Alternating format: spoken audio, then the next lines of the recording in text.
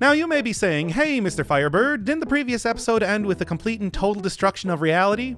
And yes, dear viewer, yes it did. Anyway, in the past few months, a new update has come out, Baba Make Level, including a level editor and the ability to create your own level packs. But maybe more importantly, the developer has released their own 2 level packs, of which I am going to be playing New Adventures. Includes a lot of new levels, I think roughly half as many that appeared in the main game originally, but also a lot of new keywords and just a generally pretty huge jump up in difficulty. A lot of these levels make Return to Scenic Lake look like a pretty easy puzzle to solve. But first we're starting here with Baba in their home. And some very simple text on screen. Don't worry, that's not going to be appearing too much over the course of this. But hey, the sleep keyword. I think we only saw that, once in the original game? Gives a cute little animation, but not really too much otherwise in terms of puzzle solving abilities. Classic Baba is you. Oh yeah, don't worry. I have entirely prepped up. I've beaten all of the levels in this new, let's just call it a DLC. And I practiced them a bunch more times, even in addition to that, just to make absolutely sure that I knew what I was going to be doing. So let's start out with who is it? Well, you can see it, feel it, hear it today. And if you can't, then it doesn't matter anyway because these eyeballs do. So this is a lot of new keywords they're immediately throwing at you. We got follow, we got like arrows, we got eyeballs. This is, I think, maybe even a new music track, if I'm not mistaken. Yep, starting out pretty strong. But as far as the puzzle goes, it's fairly simple. So when the eye is facing it, which is the little blobby creature in the middle of the screen, new character, do not steal. The eye goes towards it, and eye being defeat means that, well, you lose. So what do? Pretty simple, considering that you have very few things that you can ultimately do.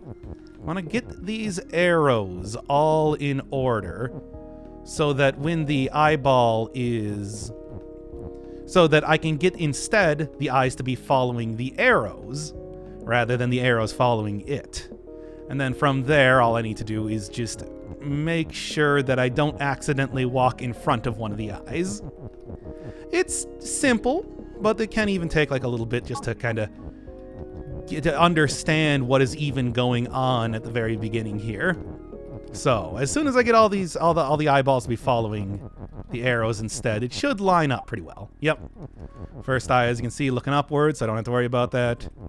Second one also looking upwards. That's even why they give you that little tiny divot up there. This one can't really go in front of that, but I can just kind of dip underneath it to get right to the flag. So yeah, we starting strong here. And of course, immediately after a good first level, we get a musical interlude. Oh, here, let's just wait. Amazing. And I guess this is mostly showcasing a, I don't know, new type of mechanic. If you wanted to make like some very... I'm guessing like Mario Maker style MIDI music. It's pretty cool, but ultimately, again, puzzle solving wise, doesn't really come up too much.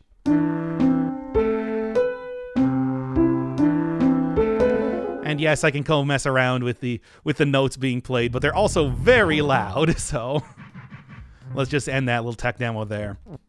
New friends! We've already been introduced to it, but there's a few more here too. Might have even seen them in the previous level. Fofo, Gigi, and also U2. That's right. It's the famous band U2. If I could name any one of their songs, I definitely would right now. Also, kind of hard to create a puzzle around where you have 2 controllable characters like this. But this is still a pretty good way to see exactly how this mechanic works. But hey, we got Fofo up here looking like, I don't know, the scribe of magics, and then Gigi, who is some sort of llama cat. Yep. Anyway, okay, so starting out here, not really too much you can do aside from getting rock is push as a couple keywords. Obviously don't want to break is you, as always. Those keywords are kind of very important so that you can continue controlling here. Speaking of which, I suppose it has been a little while since the original series. To give kind of a crash course in how exactly Baba Is You works, well, there are two things that are essential to every single level. You have to have at least one of the let's call them noun keywords being you. It has to, like, Fofo has to be me so that there is a playable character that exists, period. And your goal is to get them on top of a noun keyword that is listed as win. For example, flag is win right here. You can also make the same noun that is you also win, and that also counts as a success. But aside from that, the entire intent is to kind of mess around with each one of these keywords so that you can get everything working in a way that will get you to the win and you keyword being on the same place. Sokoban style, so everything does have like a physical presence as long as it's listed as push, stop, or is text, which is technically as if it acts as if it is a pushable object, which means that you can't walk into it. For example, like I'm pressing left right now, but otherwise you can push it around anywhere. If you get it up against the wall, though, it's like I can't push it away from the wall, so kind of keep that in mind for a lot of these puzzles. Aside from that, the world is what you make it. I described this in the original series as being very like a crash course in programming, actually, where you're able to assign variables functions, and it's and the puzzles are entirely about that. You even get stuff like conditionals and whatnot later in the original game, but here we're starting out with some pretty simple stuff just because it's showcasing the fact that now there's a U2. Which, I mean, now I don't even need to have only one U. I can just have GG be active, and that still is technically some kind of player being controlled here. By the way, U is not a noun. U is considered to be a verb, essentially. You can think of U as, like, in reality being closer to meaning playable or controllable, rather than literally representing you, the person playing the video game. So anyway, sync is a pretty simple one to understand. It destroys the object on top of it and itself. So as long as you have some other object on top of it, it will be destroyed, but it will also destroy the other thing. And this is also something to remember at the very start here. Text is a resource. It is considered an innately pushable object, and I'm going to be using that right now so that I can get the KK. Because obviously, being that ice is stop, I can't go through the ice, nor can I get down the bottom right corner to change that up at all. But what I can do is get this KK keyword out here, and then just make KK me. Don't need that Fofo anymore, by the way. Don't worry, he's fine. He'll be back. But yeah, nice little simple introduction. Now is the point where we start to get into some more tricky things. Rather than going up with an increasing amount of overworld levels, let's instead hit up Familiar Land. So Familiar Land is, well, it uses a lot of the same keywords and everything as the original game. You can think of these as sometimes even harder remixes of levels that already existed, or sometimes just very vanilla levels that, just were put in this particular DLC. Also, you can see Baba in love with the flag up there. Of course, the classic thing is to have Baba's U flag as win, but that's not always the case. In fact, I would say probably more often than not, it is not the case. Baba needs friends. Well, he did just see some new friends, but here we got KKs. All these KKs are stopped. They cannot be pushed. Statue can be pushed. And the entire goal of this level, Baba near KK and KK, so two KKs have to be next to each other, is win. And since Baba is you, that means that Baba is going to be me, Baba is going to be the win condition. Very simple. And there's a couple different ways that you can approach this. What I could do is I could just go make KK is push. After all, there is plenty of room to Sokoban that down there. You can also have statue as push, and then just go down here, and because they let all of the basic rule keywords, they leave them very accessible to me, I can just go make the statue KK. Push that statue right next to one of the other KKs. Near, by the way, means within the 8 tiles around a single object. So, pretty much, I'll need to go over here, and Bob has win. There you go. Oh, don't worry, it gets a lot more difficult than this. If you're worried that's if you're thinking, oh, this seems pretty simple so far. Briar Shoot. This is another one of those levels that would fit very well in the original game. I mean, aside from having a Gigi here, who is, of course, everybody's favorite llama cat thing. Anyway, okay. So KK, Baba, push and defeat. So you can't get on top of KK or Baba, but being pushed means that it's kind of hard to even get on top of them in the first place. You can make that work, though, with the move keyword if you really wanted to. But no reason to do that. Obviously, the only thing that I have to really make this work here is that KK is eventually going to be flag. So, I'm going to have to make sure that KK gets retrieved, which is why I'm not putting him up at the top chute here. Instead, I got Baba there, and Baba pretty much is just going to be the one that eventually moves into this. It's just I need to get flag being win first before I do anything else. So, let's just kind of undo that. And then you can see is left up there is the other interactable keywords that I have.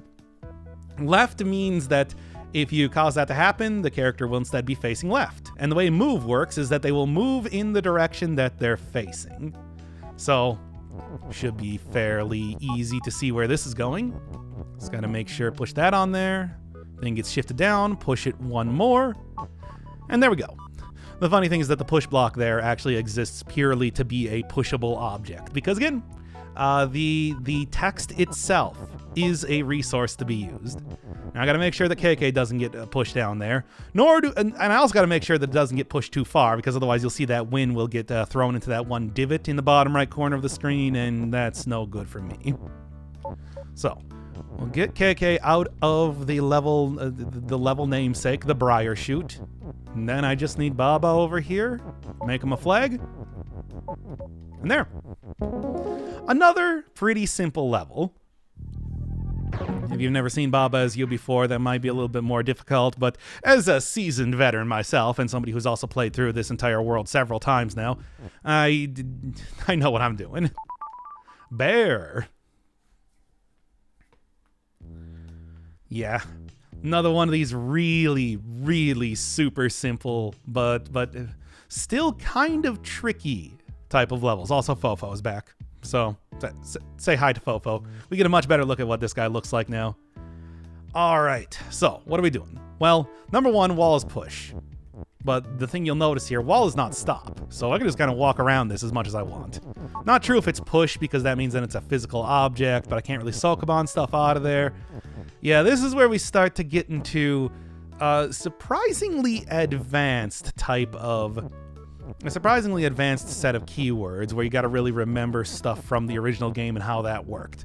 So, if it is push when I'm on top of it, no, I'm not going to get thrown out of the wall. I'm going to be able to stay on the thing with interacting with solid objects is that you can stay on top of them until you move off. So, for example, here, I can't move to the right. I can move down, but I can't move back up. However, now that it's push, I can also just push a piece of wall away. Yep. Simple as that. So next thing to do, get this push keyword out of here. And flag is stop. So although I can just transform the walls into flags, they're stop, so I can't walk into them. Completely solid objects. So what do? Well, same basic concept. I can walk onto the wall because it's not a solid object. And if I'm on top of the wall when it turns into a flag, there you go. That's starting to get to advanced Baba is you logic. But thankfully, there was such a minimal amount of things that you could actually do in that level that it's still pretty easy to figure out. You're going to come across the solution to that puzzle eventually. Cloud Apartment. Not as much. So let's take a look here. All right. Can't push the belt, which is obviously the first thing you want to look. Belt is shift, which is usually what belt exists to be. Shift essentially means that it will, on colliding with an object, it will push an object in the direction that it's facing. And it will do that within the same turn. This is otherwise turn-based. I guess I didn't really say that just yet, but it is. The Sokoban styling means that that's pretty obvious. But the other thing here is that Bob-on Belt is fall. So if I get on here, fall right down. And I can't, and if I try to press up, it doesn't do anything. And although I could just, you know, get a, like, stop this right here, push this thing down, and then here, let's go get Belt to shift up here. So then what I can do is I can just kind of ride this up here. Even if I were to get to the top, the problem is that Moon is defeat. Moon's also move back and forth, though. So, what do you do? What do you do? Well, here's a pretty wacky way that objects that are solid work. Pretty much, if an object is solid, even if another object is moving back and forth, it will, if it's solid or it's stop, even if something is moving back and forth, it will not be able to be pushed into it, which is why we got these other two keywords of Baba and push.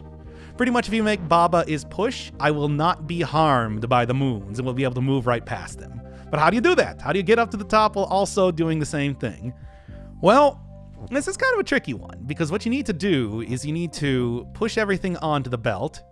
And that's kind of annoying to do with the whole way that you'll fall whenever you get on top of the belt. And make sure that on getting to the top of the belt, that Baba becomes push and the belt is no longer shift. So I gotta line it up so that is. So it says Baba is push when I get to the top here. And that's actually not too difficult, but it takes a little bit of finagling due to the whole falling thing. Obviously, if you're falling on top of solid objects, they're still solid. That includes text, which means I can do something like that. Get that working nice and easy. Then I want it to be belt is shift to start with. Then I want it to be belt is push. So I can just kind of sneak around here, get on top of this, push down, and then wait for the puzzle to be solved. Yeah, I have a piece of text on top of me. Don't worry. It's fine. And then because Baba's push is considered a solid object, I can just walk right by these things. Like I said, it's a level that's not very difficult to understand, but it is kind of difficult to get through sometimes, because it's so frustrating with the way the Baba will just immediately fall down the second gets on the belt. Tangled Passage. Oh, this is another one of those levels that really tests how much you know about how this game functions, because, all right, like I said, sync. If an object is on sync, if an object is on an object that syncs, then both of the objects will be destroyed. And this level here gives you a jellyfish, but the jellyfish is floating, and that means that it floats over those kind of objects. Now, floating will mean that it will not interact with objects that are like sync, for example. Still can be pushed, though. So that's a little bit of a starting issue. One of the things that you might remember, text is a resource, which means that I can push text through here, which is all well and good. However, that just gets me out of this area. It doesn't get me any closer to this, because I can't push the rock. Rock has to be push if I want to be able to get that up there. And I still want algae to be sync. So even if I were to get like the rock to turn into algae, like hit rock is algae, then that's just two more objects that I can't get to sync there. And even if I make them not sync, they're defeat, so I can't walk through them. What do you do? Well, again, this level is one of those ones that really tests how much you know about the game. Because remember what I said. An object on top of sync will destroy both objects, even if it is the same object. Yes, that's right. Algae on top of algae will destroy both algaes. It's a very simple... It's a very simple type of thing to get, but it's also like, my God, that takes some brain work to understand. Aside from that, though, I still need the push, I still need the algae and is sync. The only thing I need really here, the only thing that I don't need is the second is, and the second And the jellyfish, which doesn't even exist anymore. There's no more jellyfish around here. Yeah, it's like, how do you get the jellyfish to destroy algae? Well, you turn it into something that isn't floating, which is algae. That's your classic Baba is you logic. So anyway, push that rock right onto here, get the algae to be sink, and then that leads me right to the flag. So ultimately a simple puzzle. There's only so many actions that you can possibly take, but the idea that you need to get two of the same object on top of each other is not the most obvious thing. Enter the infinity. Oh my god, this level. Okay.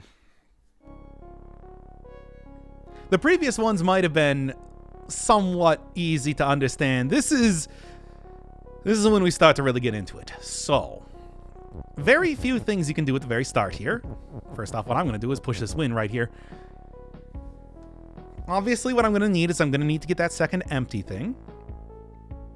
And then I think it's also very obvious that due to the fact that I can't really Sokoban my way to get this win off of the bottom of the screen, the solution is going to end up being empty is win and empty is you. Empty is defined as an a area of the level that does not have anything else on it. Even, for example, something like the triangles here, which are not, they don't even have any keywords associated with them at all. They don't even have the triangle keyword on the map in any way. That means that they are still being taken up by an object, so that they are not counted as being empty. So, what's the only thing that you can really do here? Well, should be obvious.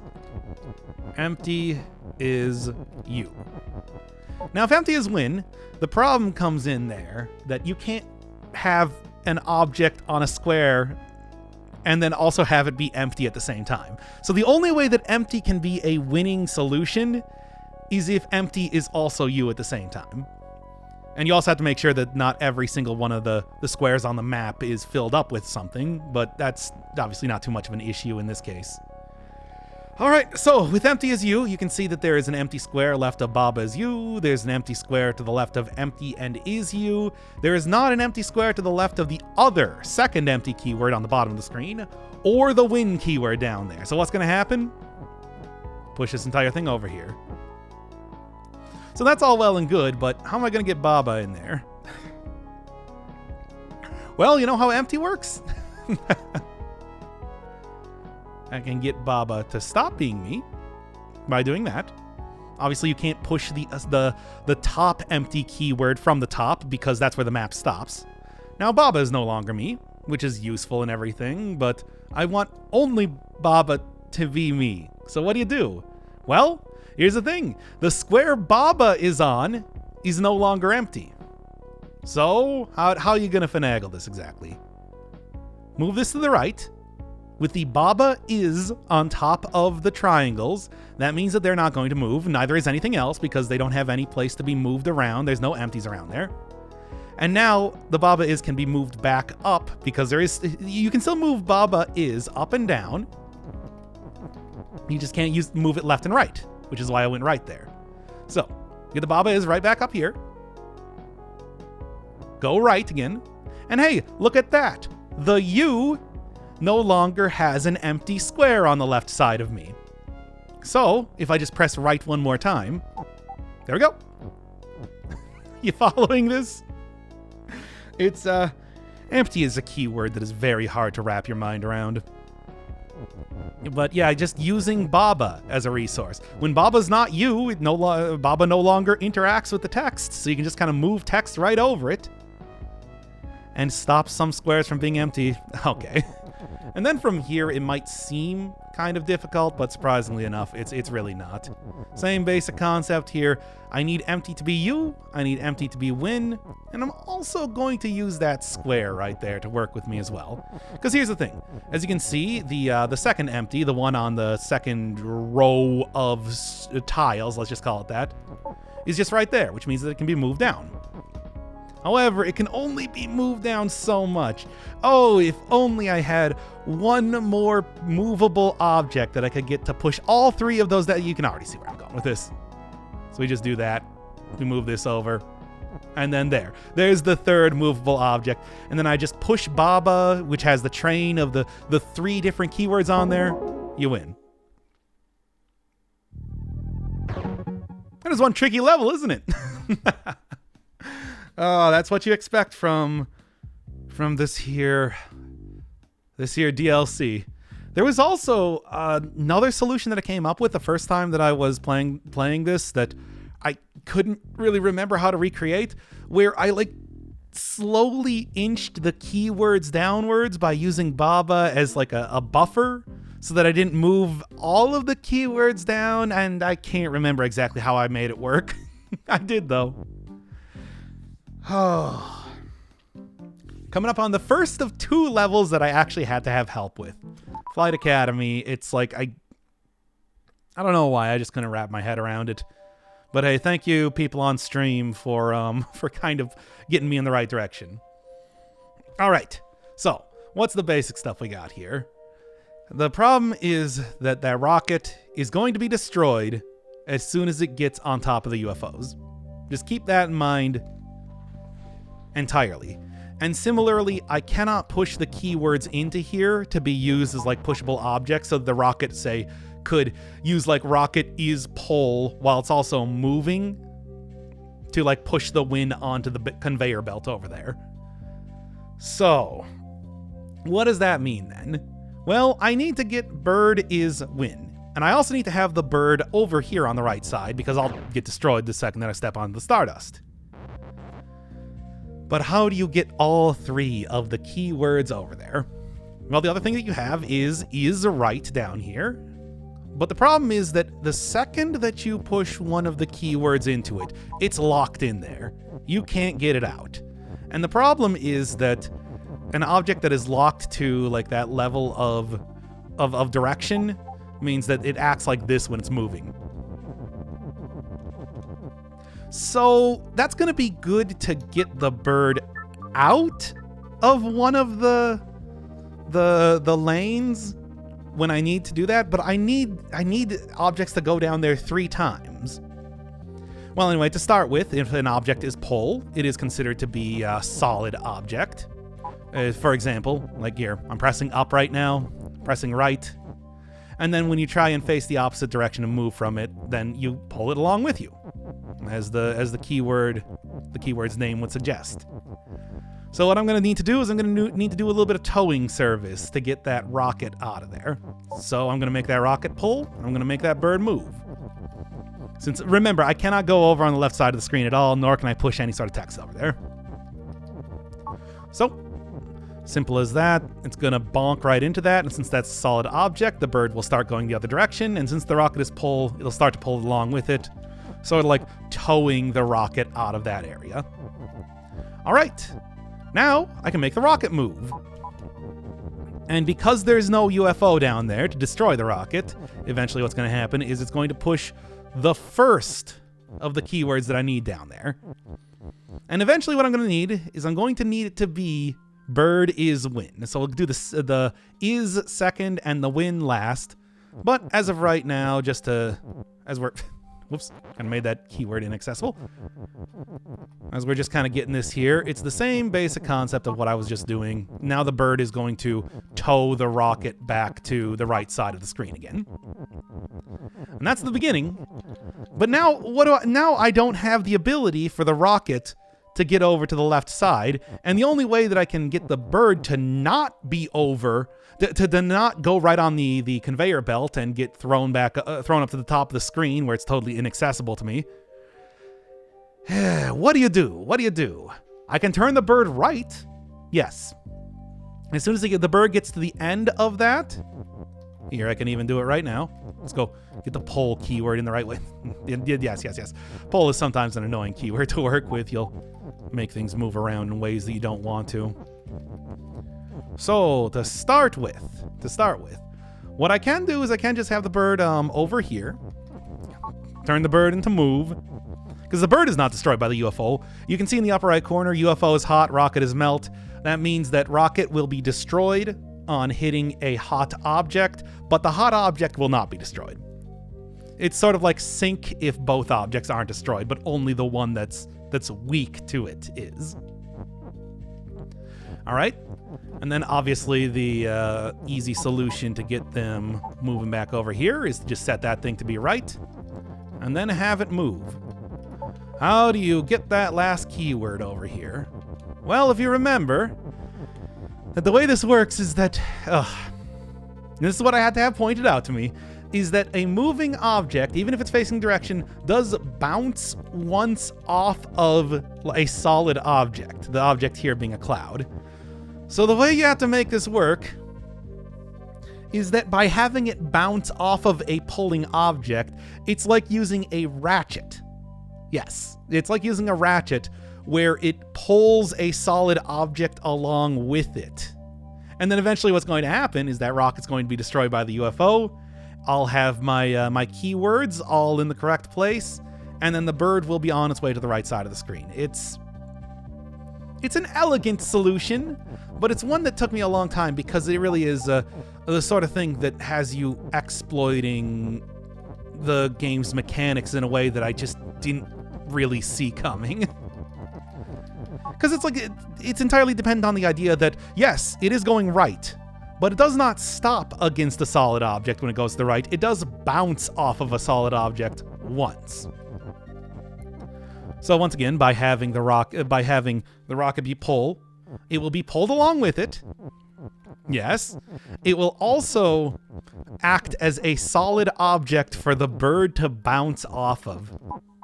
And that means that, yeah, you can see as soon as it bounces off, it pulls the rocket one tile to the left. So it works like a big ratchet. So then destroyed, and then the bird's all the way back here with the winning condition in tow, and I win. I spent a long time trying to figure that one out. Hey, bonus level! Flight Academy 2. The funny thing is that the bonus level here was actually way easier than the original level because I had already come up with this idea. What is it exactly? Well, okay, you no longer have the right keyword here. Obviously, as you can see, the same basic concept here is going to apply, where I want to tow the rocket in, and the two UFOs are there to prevent you from using the rocket to push any more of the keywords. But what do you do now? Well, let's get this one started here first, and then I will explain. Like, I figured this one out as I was... It's so ridiculous to even say. Here, let me just make sure that's out of the way.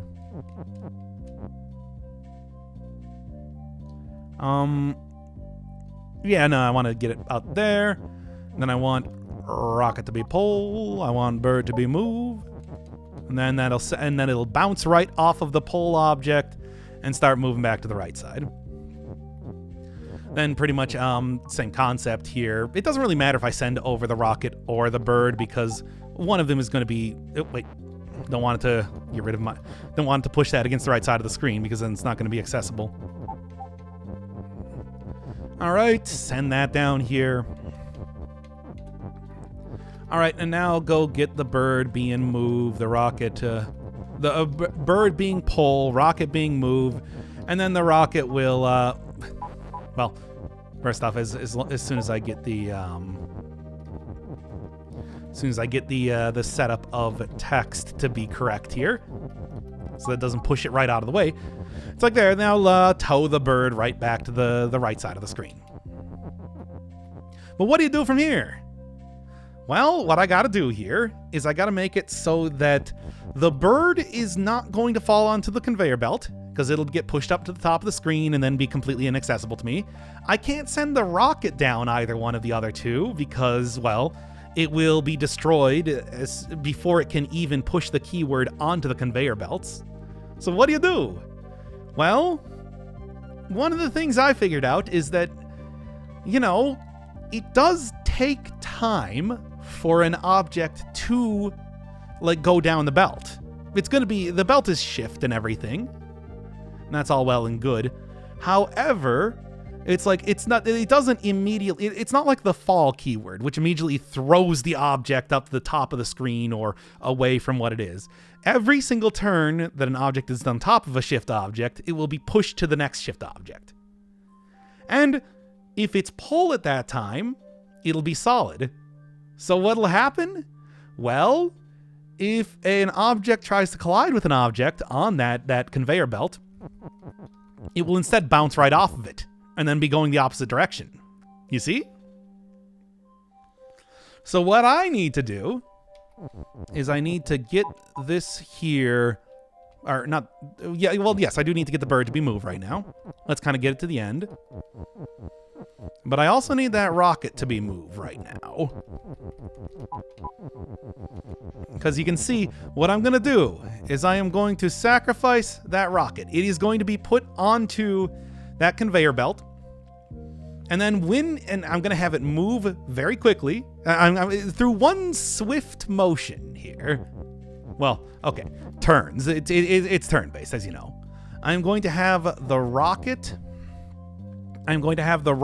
go onto the conveyor belt. Then I am going to have the bird move, and I'm going to turn the rocket into being pulled. That is actually why you have this little defeat keyword down here.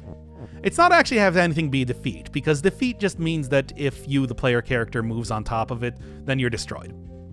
It's usually to prevent you from doing stuff, but here, the real value of it is to be used as a buffer so that I can make this very swift motion in the minimal amount of turns that I'm going to have. I did figure out that you could probably have done this in the previous one, as long as you had a second is keyword. As soon as I saw that they gave me a second is keyword here, I'm just like, okay, there you go. That's a solution.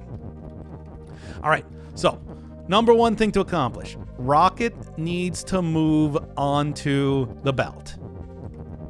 And then number two thing to accomplish. Bird needs to try to move onto the belt, but then hit a pull rocket.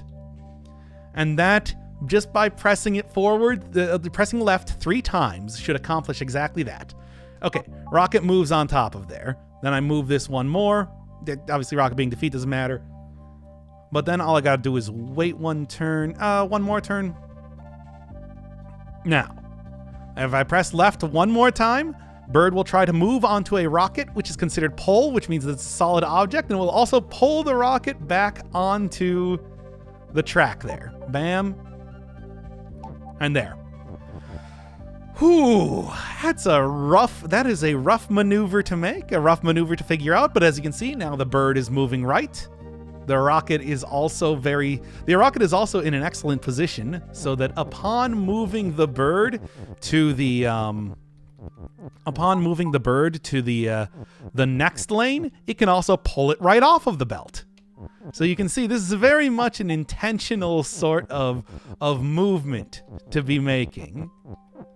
And this is the sort of stuff that I was talking about. And of course, I figured this one out without any help, but it's like, this is the sort of stuff that I was talking about when I was saying that, man, these puzzles are getting pretty difficult, aren't they?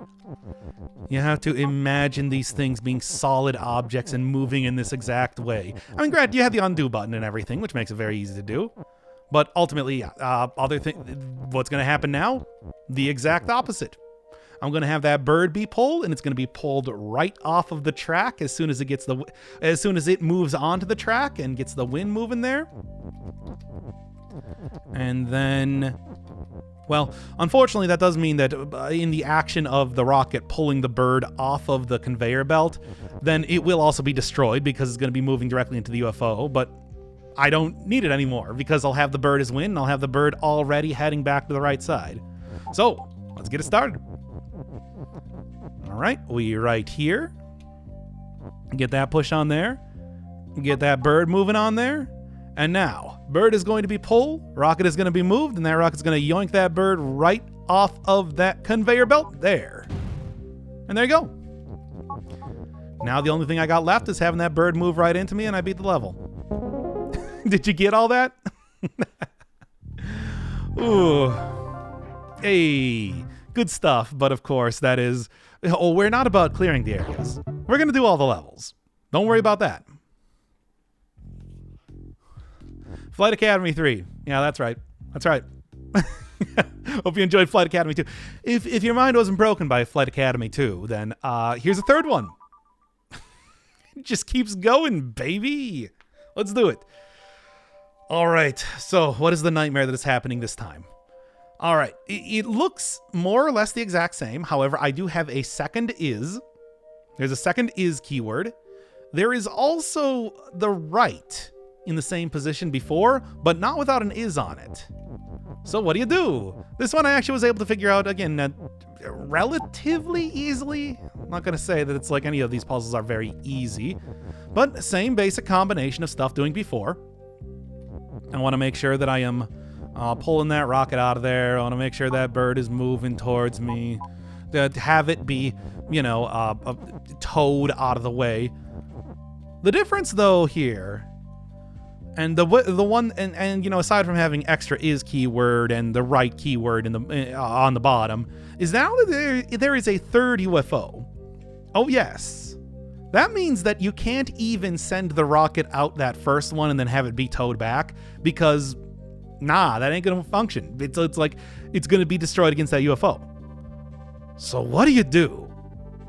Well, here's where we get advanced Baba is you tactics coming into play. It's actually not very difficult at all if you realize that moving objects can move pushable objects on top of you. I'm talking specifically about text. So the idea here is very similar to the one that I did with Bear, if you remember that, where by being on top of, by having a movable object on top of me, it's like I can still push it out of the way. And this is what I'm going to do to have the bird break the... And what I'm going to do, essentially, I'm going to have this bird as move. You see. We'll just get that keyword down immediately. That's kind of an important part of to start here. And there's no like penalty to having the bird just kind of sit down there. But now what I want to do is I want to get that bird as right, but I want to get that bird moving again, but I need to have that bird moving to the right. I can't go on top of that conveyor belt, because otherwise I have no way to get it off of there. Yeah, I could do the same thing that I did in Flight Academy 2. Unfortunately, the rocket can't get to the end of any one of these areas, these lanes, I suppose you could call them. So instead, what needs to happen is I need to have this rocket do what I like to call a pro gamer move. Oh, whoops, not like that. That was not the pro gamer move. That was still not the pro gamer move. Please just give me 1 second. Stop creating bird as move. You're embarrassing me. On my hit internet series, Baba Is You. Okay. Gotta get the rocket into position. So what is the rocket intended to do? Whoops, didn't mean to do that. I also don't want that to happen. If I don't have the bird... If I turn the bird into a rocket, 1, it just becomes overall weaker, and 2, then I can't get the is win. Because rocket is rocket, so you can't turn the rocket into anything. Well, anyway. So, how are we doing this? Well, like I said, I need to get this bird is right. But I don't want the bird to always be right, because the bird has to push all the rest of the keywords in here. How do you make it happen? Whoa, Nelly.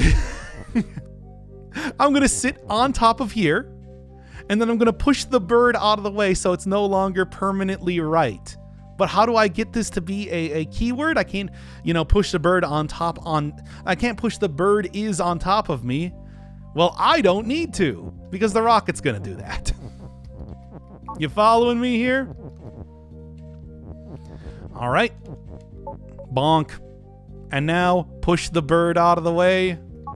Stop that rocket from moving. And the bird is facing right, but the bird is not permanently facing right. You see?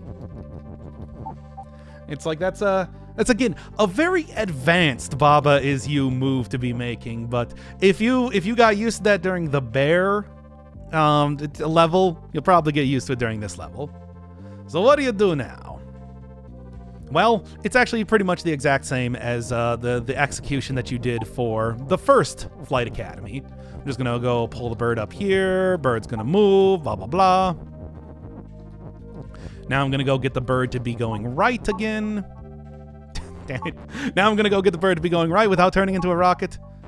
And without accidentally moving, oh my god, please. Okay. And this time, it's okay to have it permanently moving to the right, because I'm going to sacrifice the rocket in the same way, using the same bouncing off of a pole item again. So, The rocket's going to be destroyed, unfortunately, but the keyword is going to be created. The set of keywords that I need to be able to beat the level is going to be created. It's literally the exact same thing from the first Flight Academy. It's just figuring out that make sure you can break the bird is right.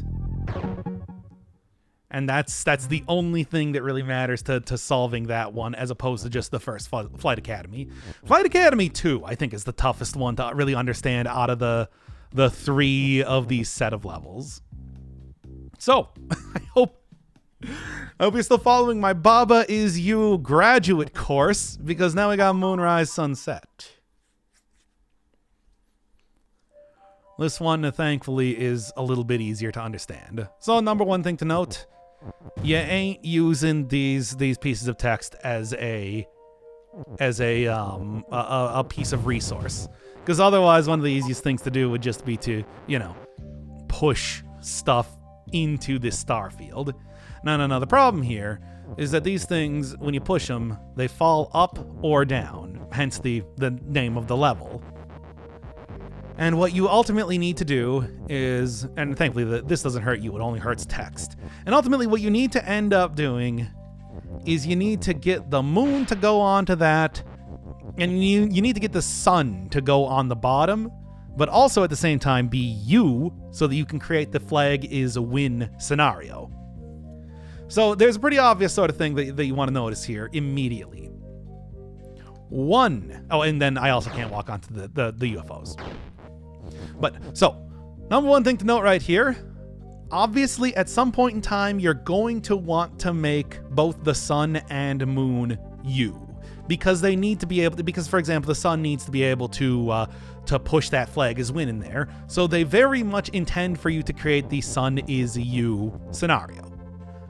Other thing, and the big hint for the level that it's giving you right now, way upper left corner, Baba is stop. What does that mean? Well, that means that much like pushing objects, that when you push an object onto, when you push one of these objects that falls onto a solid object, whether it is push or stop, it does not actually fall. Of course, it'll fall after you get off of that, but there's your 2 hints.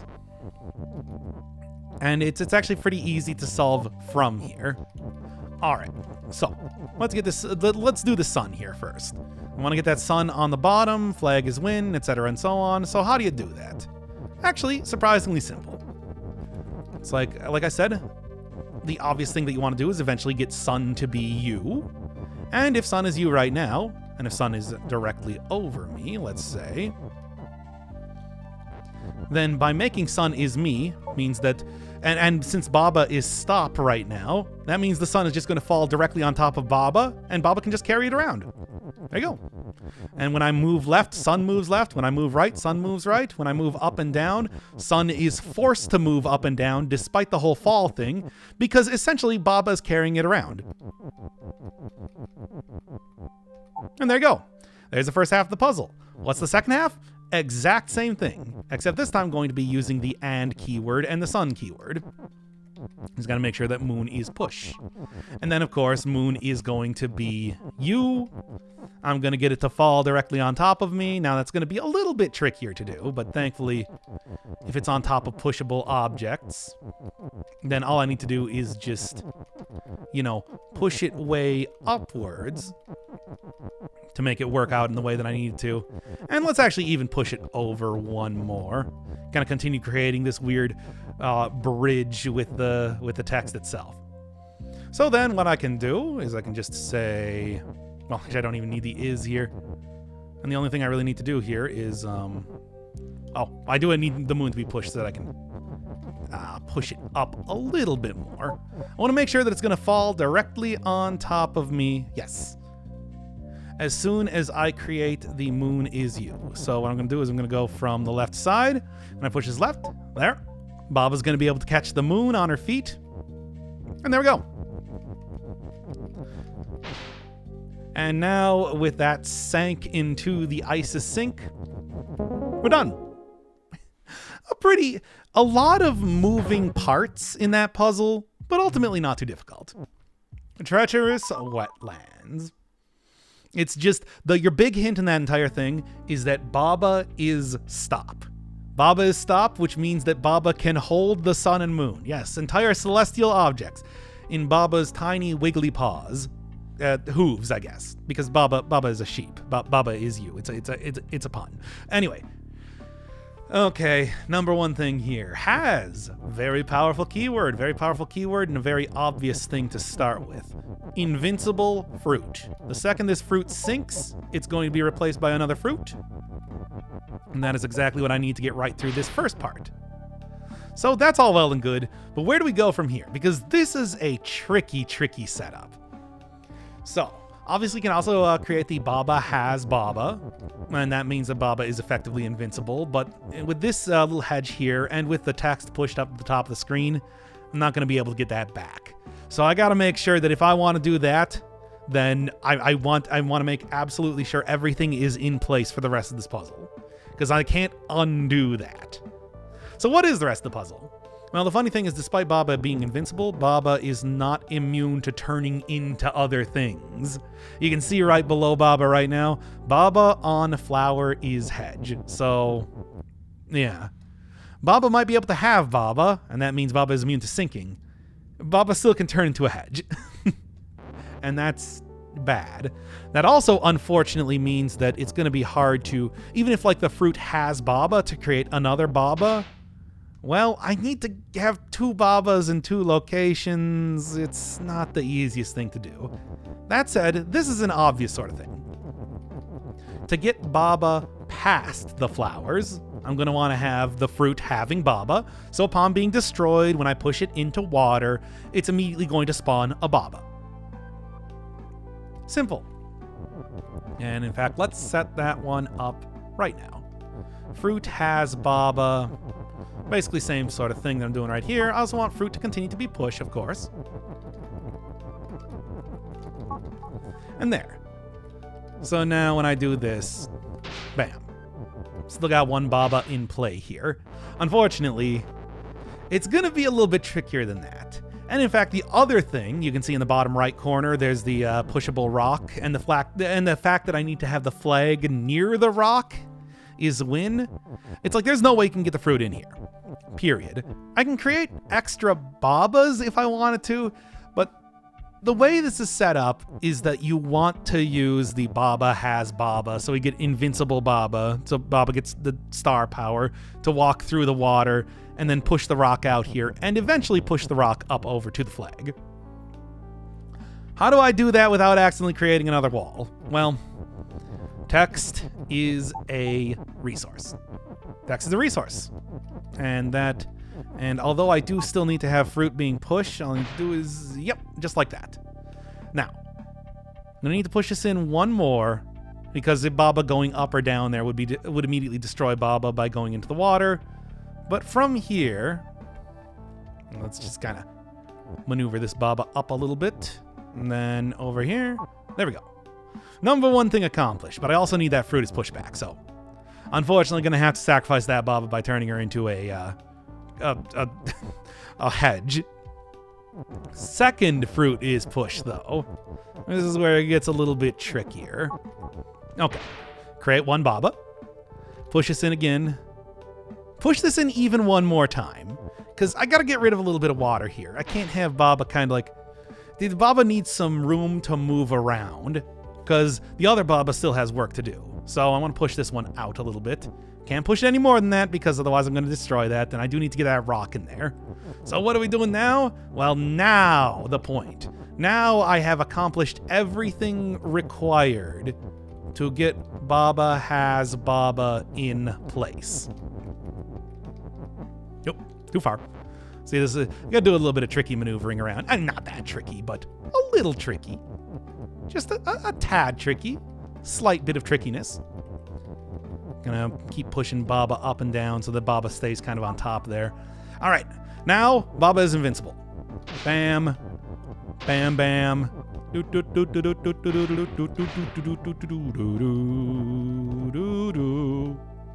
Okay, but anyway, And the other thing to do here is get that push out of the way because, yes, as the push literally says on it, I am going to be using it to push this rock one more in there. And there we go. Sacrifice that second Baba, but, sacrifices have to be made. So now the rock is next to the flag. Baba is in here to actually get on top of the flag. There you go.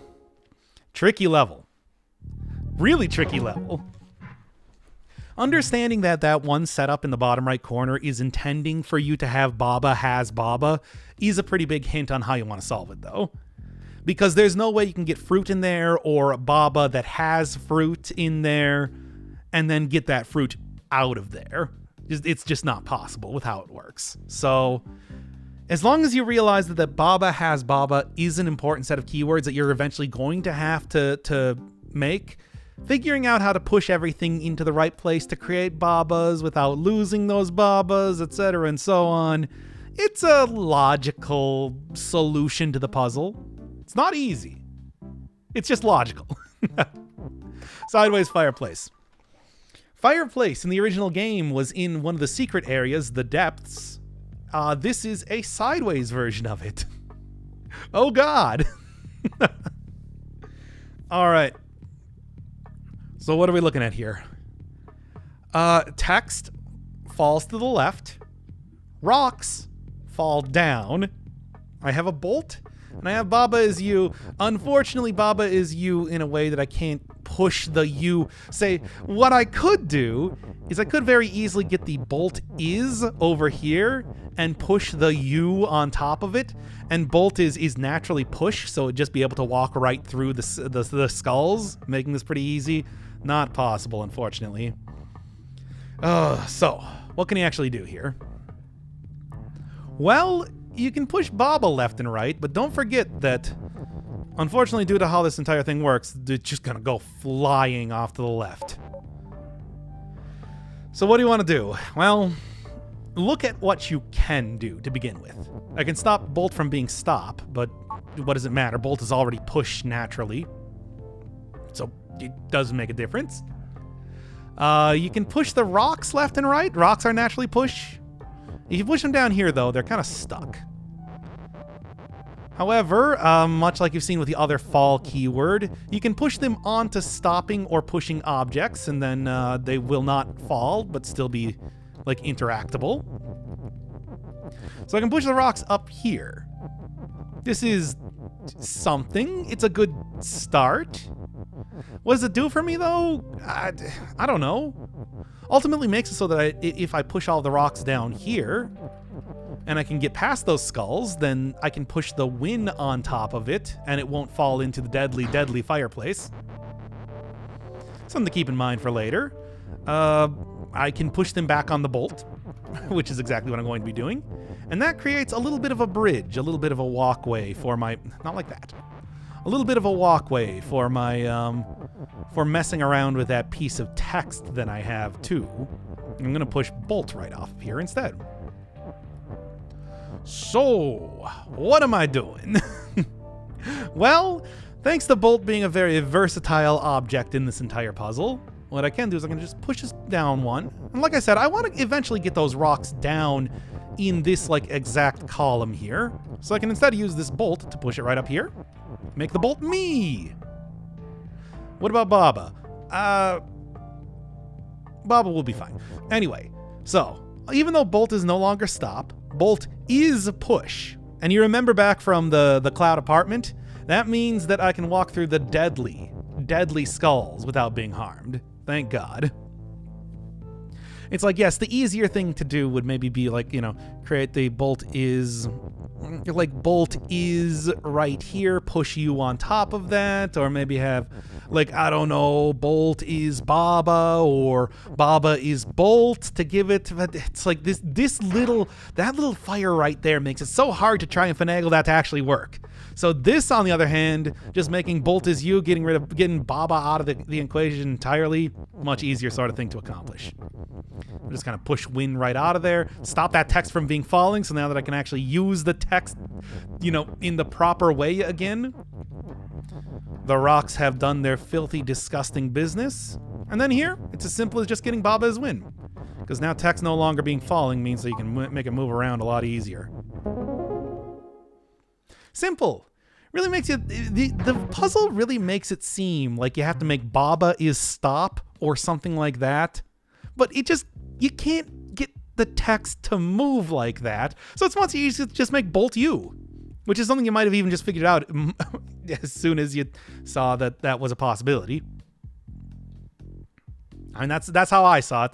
They definitely try to trick you with a bunch of red herrings with how the entire puzzle is set up. Trying to get Baba is stop and Baba is you at the same time, but that's really hard to do, and you can't really make that work easily with everything falling every single direction. Just make Bolt as you. It'll make your life a lot easier. Then the Bolt just moves right past those skulls, no problem. Matrix. Oh, not a difficult level, but a very goofy one.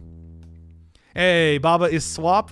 Baba is you. And then we got a bunch of other garbage all around the place here. So, with Baba being swap, I will swap places with every one of the pieces of text, and it's just a nightmare. So what do you actually want to do then? Well, text is win. Text is not push would be a good solution. Because by text not being push, that means that you can just walk on top of it. How are you going to do that, though, easily? Well, there's not really an easy way to do it. Flag is win, and then flag next to you. Yeah. Can't really mess around with the Baba swap, Baba is you. Easiest way to do this, though, that I found. Down, left, up, right. That makes Texas win. Now, I do believe it's down, right, up. Now I got a second Baba. So what do I do with that? Well, we just make sure that Baba is no longer swap. And now I push a piece of text onto the upper Baba. There you go. And now Baba is on top of a piece of text because that other Baba pushed it on top of him. And you win. Maybe not the intended solution, but it is a nice, elegant one, if you ask me. Skull pile. Old bag of bones. And so you can see exactly how this works. What I need to do is I need to have that ghost near a skull. The ghost near a skull will make that flag win. However, the skull is deadly. It is defeat. You can't push it around. You can't do much of anything. It's called skull pile for a good reason, though, because by making skull is more...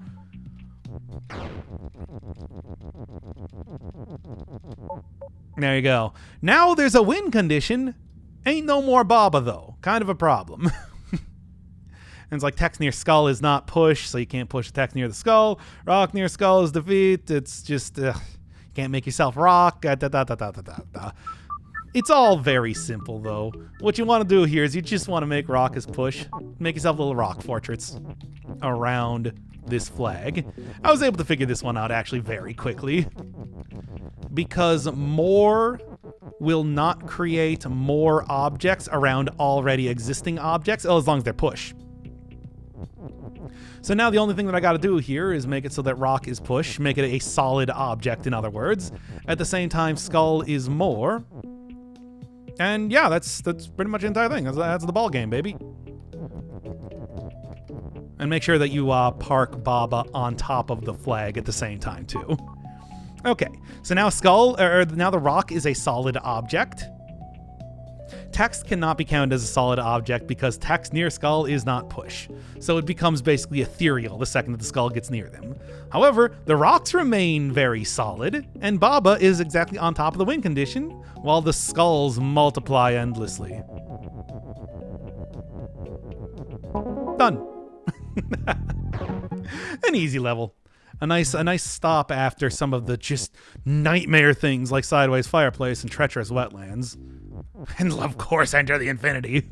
Oh my god, that level. Oh, if it isn't my old friend, the house levels.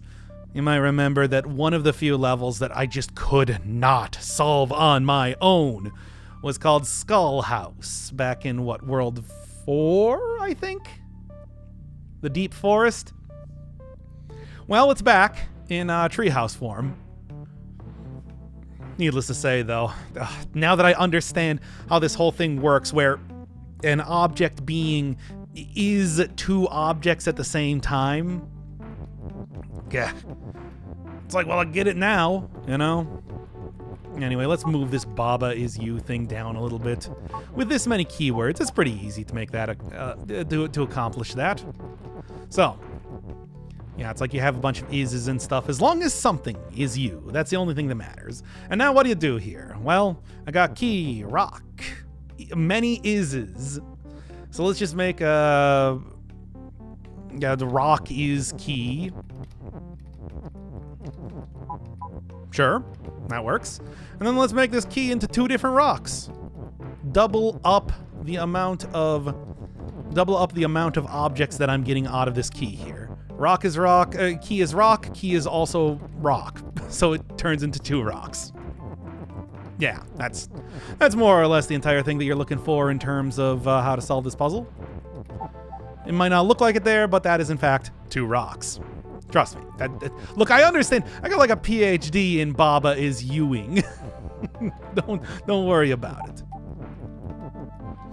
All right, the basics here then is I need to make that rock open. An open object destroys a shut object, but then I'll also have one more rock. Gotta make it so the rock is not push right now. And in fact, let's just make it so rock is you, whatever. Well, no, I do also need Baba to be you. Yeah, whatever, I can figure this out. Well, you think it's gonna be a difficult thing? I'll just make both these things me, it's fine. Yeah. There we go. Alright, Baba, let's get out here. Bonk. And we're done. See, the entire thing is just making two different objects out of one object, which is what Skullhouse was originally intended to teach you in the first place, but I didn't get it because I'm too dumb. House. House made of houses.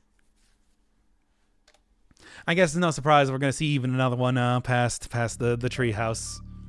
It's a tricky sort of idea of a puzzle. All right, same sort of basic concept. You're duplicating items into more items. But here, oh yes, is a little bit trickier. Because now you don't have a pushable object, nor do you have a U object. So how do you do this then? And of course the text is float, so you can't use that as a resource, unlike before, to sync it. Well, let's create a second bird. I think that's one of the easier ways to do this, right? Making like bird is open or whatever is like not a terrible idea. But I mean, the thing that you want to do here is you want to still multiply. You want to multiply stuff. We're going to be multiplying things, right? And that means that basically what I need to do from this point is I need to be like turning at least one thing into text. Let's just say right now, rock is text. There, that way I'll have two rock keywords. Bam, there we go. Now I can just say, I don't know, rock. Well, let's say key is rock first off. I think because something needs to be a rock. Then I need to have a rock turn into multiple things, more or less. So from here, rock is both key and bird. Yeah, let me kind of get this set up in a way that I can soak a bonnet in properly. And there we go. Now I've got even more objects. Hooray!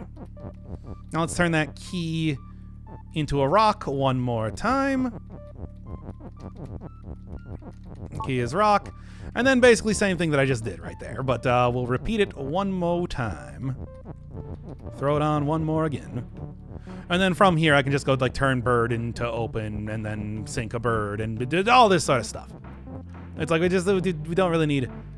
It's like, trust me, now that I figured out how to multiply objects, it's a very simple sort of thing to finish up the level.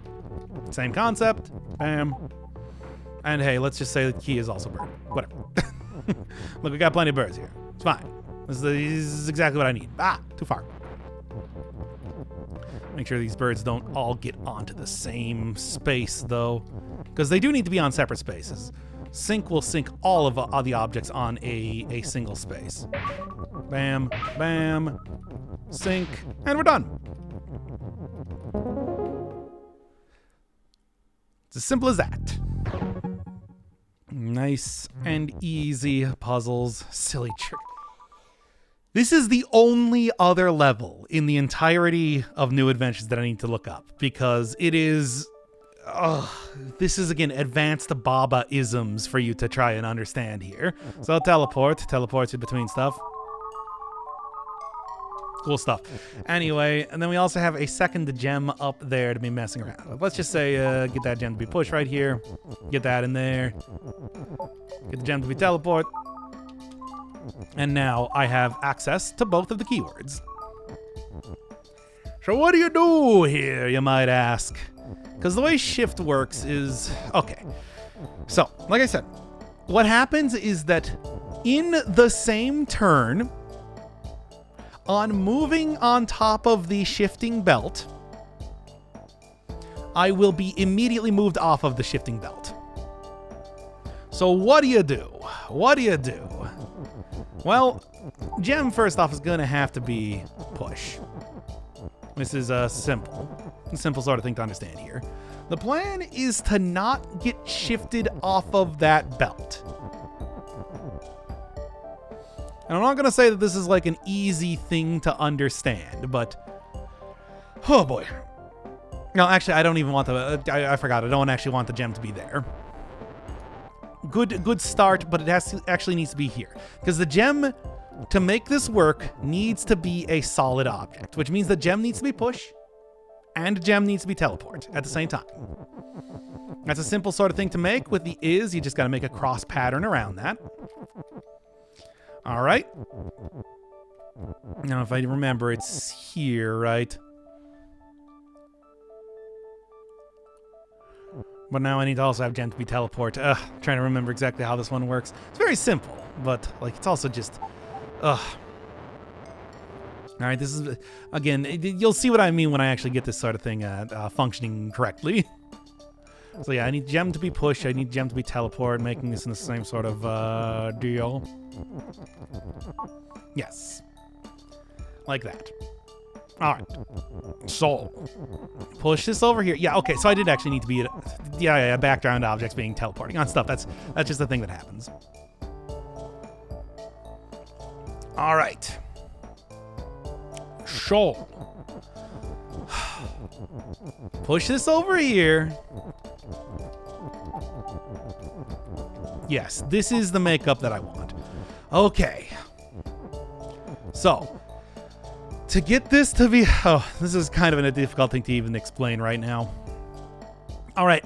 When Baba pushes this gem onto the shifting belt, the belt in the same turn will push the gem on top of Baba. This will cause Baba to teleport onto the other gem because Baba is on top of the gem. Now, with the way this works here, when Baba tries to move to the right, the belt will attempt to, in the same turn, shift Baba back onto the gem again. However, the gem being a push object will attempt to be pushed, will be a solid object, so Baba will be unable to be pushed onto the gem. So then Baba will stay on top of the same shifting belt, allowing you to move off of the belt in the next turn and then get into the arena with a flag.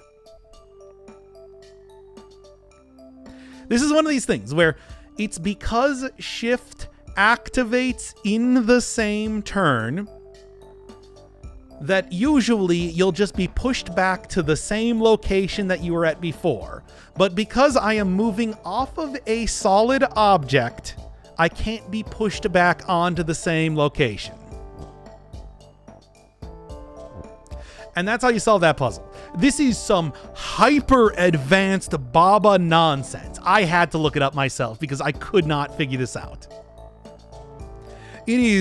This is really diving deep into the Baba Is You engine. You gotta have like an understanding of exactly how the shift keyword functions which again is it functions in the same turn that you try and move something onto it. And the idea that you're moving off of a solid object onto a shift thing is not really something that would normally come up in gameplay, but due to the way the teleport keyword works, it does in fact function in that way. Look, if you didn't get this, I understand. Like I said, I barely understood, and I had to like work out in my mind, wait, so why does this work exactly? It's it's a level. That is a level.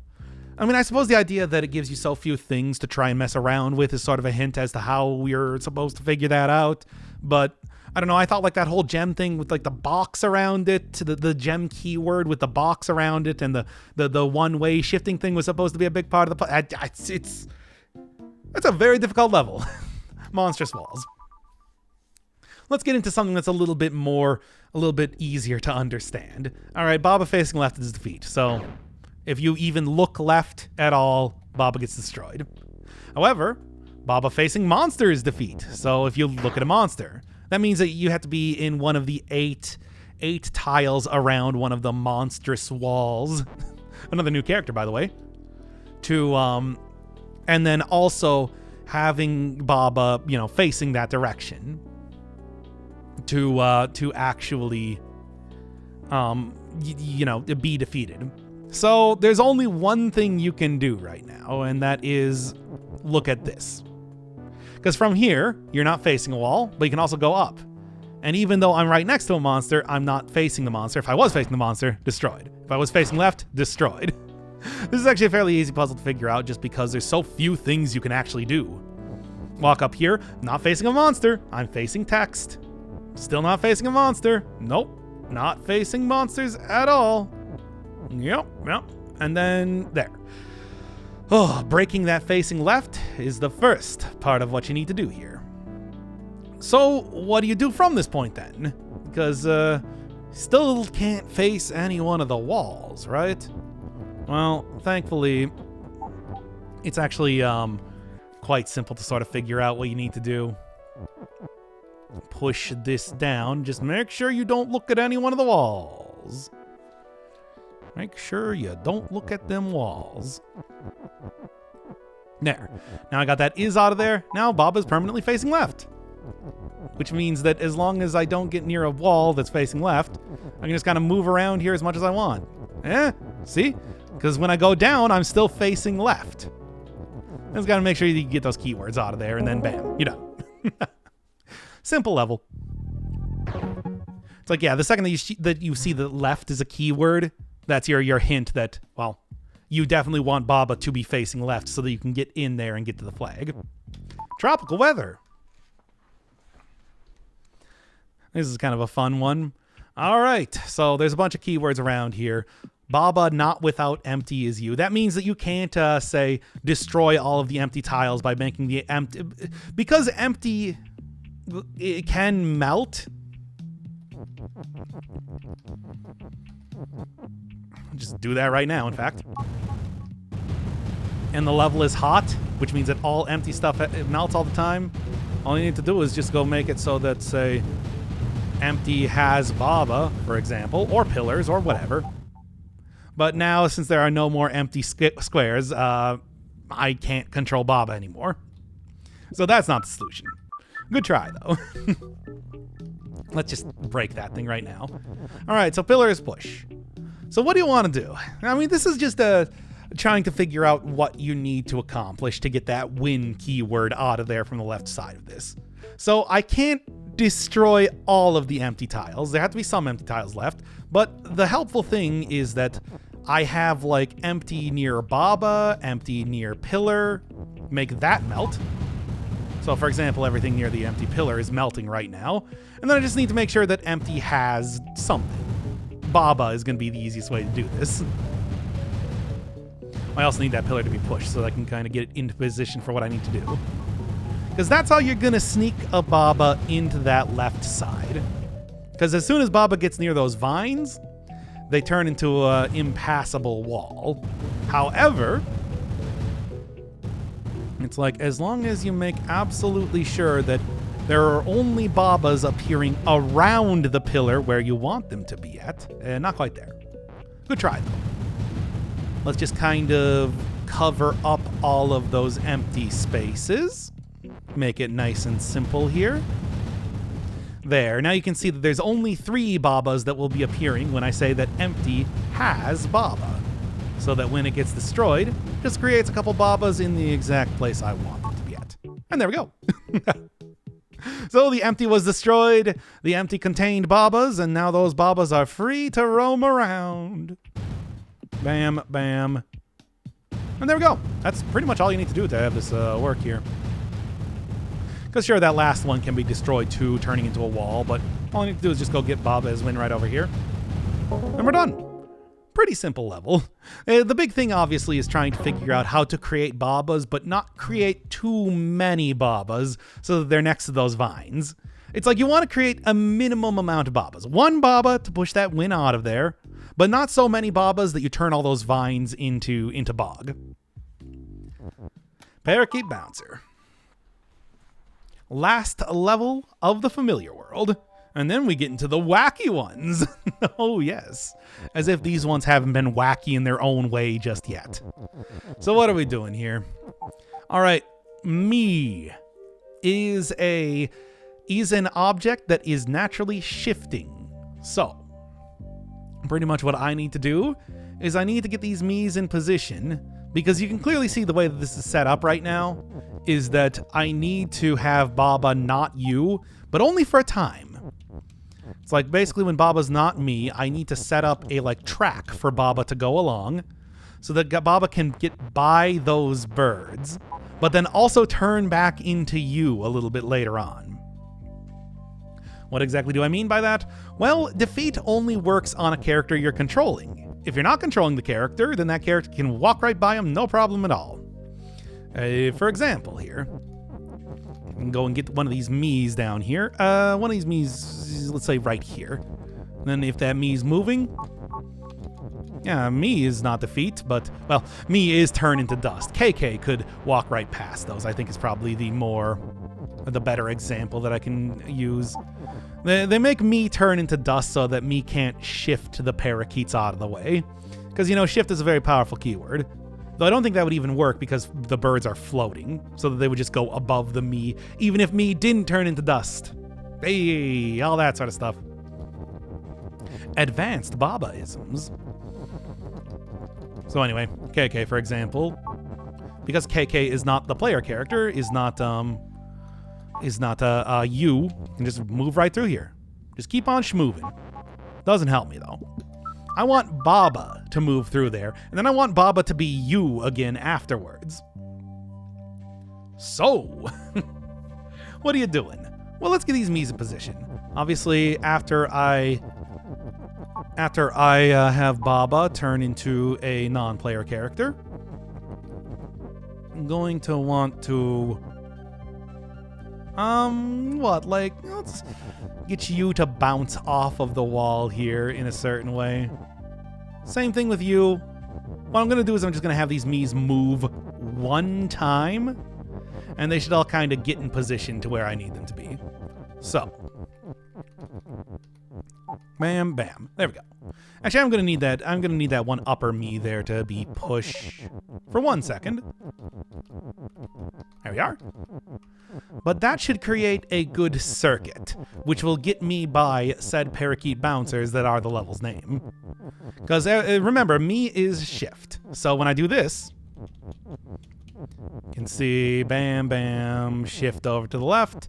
And that's all well and good, but Baba needs to be you after that. I need to have Baba to be me. So what exactly do you do? What do you do? Pray tell. Well, that's where KK comes in. KK is also sitting over here as well, and KK is going to be an integral part to making this entire thing work. Because KK, I want to be moving, and I want KK to be getting that Baba into position. That Baba is so that Baba turns into Baba as you, but vertical this time, essentially. So how are we doing this? Well, obviously, KK is going to need to, get past those parakeet bounces as well. Just kind of do it like that. Me is shouldn't really be too important at this point in time. I just need KK, and I need KK to be schmoving, as it were. So how are we gonna do this? Well, simply put, easiest way to be doing this is that I want to get that U to be underneath the Baba, which will be naturally done by Baba moving around. So all KK needs to do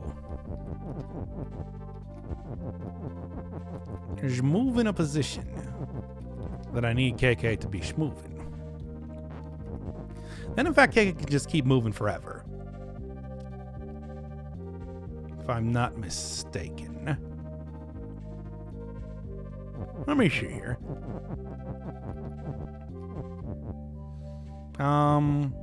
Here, KK, is this gonna work for you? I'm gonna need to. I might need to move him over a little bit more just to make sure that I have the optimal amount of time.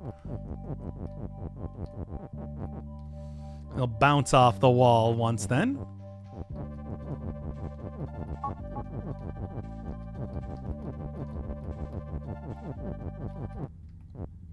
Well, close enough, I suppose. How exactly did you end this one up? Trying to remember here. Should practice this level a couple more times or something, I suppose. All right, KK. Oh, I remember it's actually very simple how you need to do this. Okay. Sure, I just need KK to, at one point, after moving,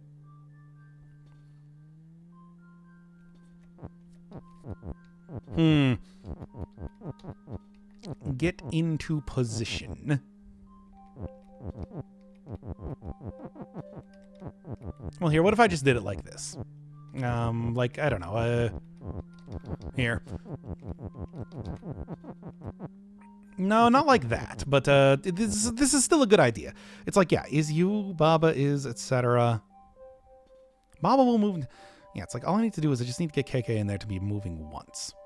I suppose yeah, if I just go get KK, let me just do it like this. KK, here, you just start moving right now. And I'll just get Baba to push, because obviously Baba is going to be automatically moving through anyway, so. Now, right there. Okay. Now, pretty much, I'll just have Auto Baba move this is one time. Well, not like that, actually. It's a good idea, but like this shouldn't be entirely necessary. I would just kind of KK is push. That should do it, right? Yeah, no. I think that's it. That's all I really need to do, because I just need KK to be pushed once by Baba after this. After Baba gets down here. And then there. And then there we go. Yeah, no, that's the entire solution. All right, kind of forgetting exactly how this works. Yeah, I just need KK to move into position. I didn't need KK to move any more than KK was already moving. But there we go. First world solved. Oh God, it's very difficult. This game's not getting any easier, is it? But next time, I think what we're going to do is we're either going to do Foot World or Apple World. And I don't know, I'll figure out which one. Let's say probably Apple World, just because that's closer.